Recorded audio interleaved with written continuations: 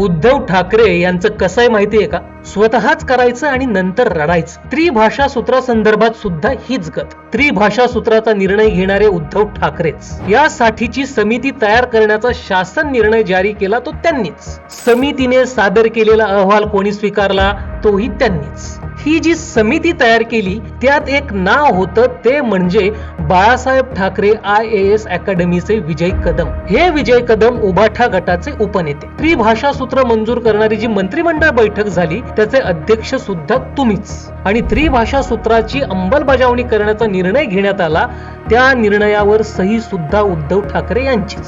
यामध्ये हिंदी सक्तीची करणारे तुम्हीच. म्हणजे जी गोष्ट स्वतः सुरू केली, ज्याचा निर्णय स्वतः घेतला, आता त्यालाच विरोध करण्याचा बालिश चाळा. मशाल विझवून खुशाल झोपलेला यांचा पक्ष आणि कायम गोंधळात असलेलं भरकटलेलं यांचं पक्ष नेतृत्व.